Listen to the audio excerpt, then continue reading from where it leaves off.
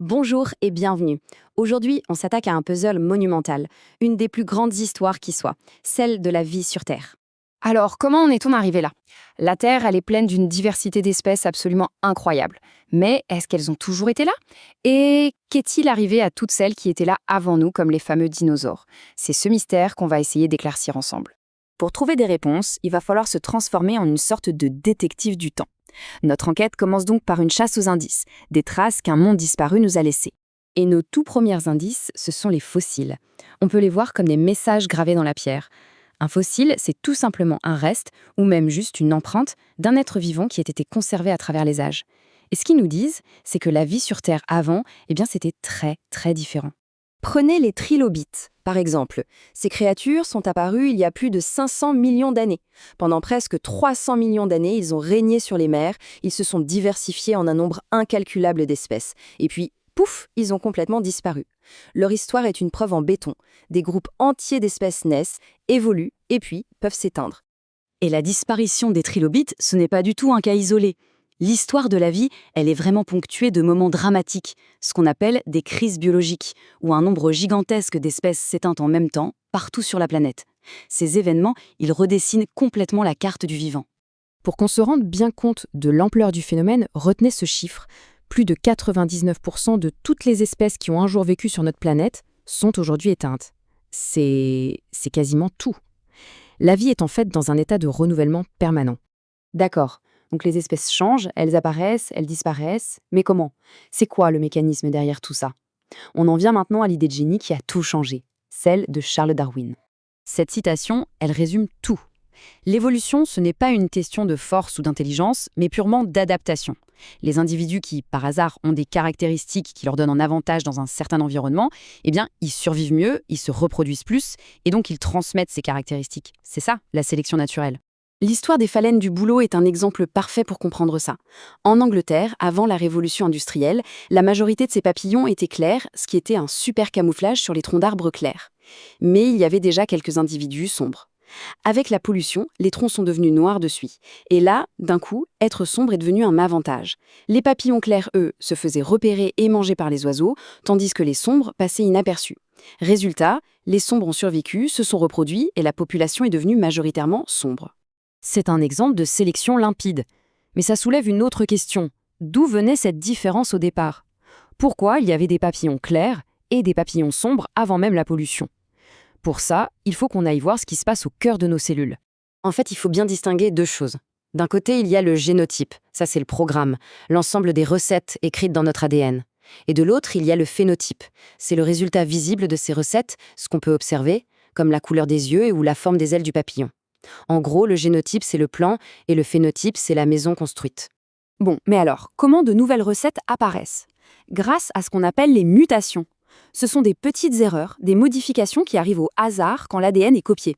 Ça crée de nouvelles versions d'un même gène, qu'on appelle des allèles. C'est ça, la source de toute la diversité du vivant. La couleur sombre de la phalène, à l'origine, c'est une mutation arrivée par pur hasard.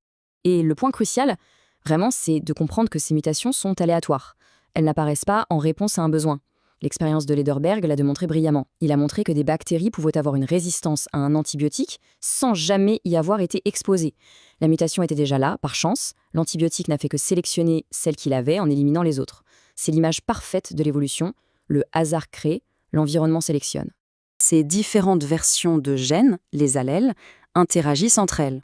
On en a deux pour chaque gène, un de chaque parent. Et parfois, un allèle domine l'autre. C'est le cas pour les groupes sanguins. Si on a l'allèle A et l'allèle O, notre phénotype, c'est le groupe A. L'allèle O, lui, est dit récessif. Il ne peut s'exprimer que si on a deux copies de lui.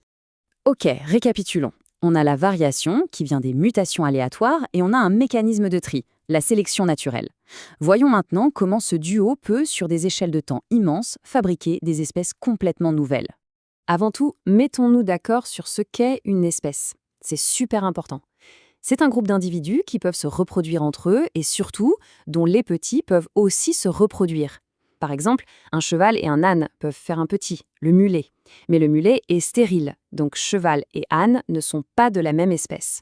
Alors, comment est-ce qu'on arrive à cette barrière à la reproduction? Eh bien souvent, Tout commence par un isolement. Une population se retrouve coupée en deux ou plus. Chaque groupe va alors évoluer dans son coin, des mutations différentes vont apparaître au hasard, les environnements ne sont pas forcément les mêmes, et au fil du temps, les différences génétiques s'accumulent, jusqu'au point où les deux groupes ne sont plus compatibles. C'est la naissance d'une nouvelle espèce. Et cet isolement, il est souvent très concret. Ça peut être une chaîne de montagnes qui sort de terre, une rivière qui se creuse, un groupe qui arrive sur une île isolée. Ces barrières géographiques, ce sont de véritables usines à fabriquer de nouvelles espèces. Bon, on a exploré les archives du passé. On a compris le mécanisme de Darwin, le moteur génétique. Notre enquête touche à sa fin. Il est temps de se poser la question, et nous les humains, où est-ce qu'on se situe dans toute cette histoire ? L'idée fondamentale, c'est que tous les êtres vivants sur Terre, de la plus petite bactérie à la plus grande baleine, partagent des ancêtres communs. On est tous parents, plus ou moins lointains. Et on peut représenter ces liens de parenté sous la forme d'un arbre gigantesque, l'arbre phylogénétique. Et notre petite branche à nous, celle du genre Homo, elle est toute jeune.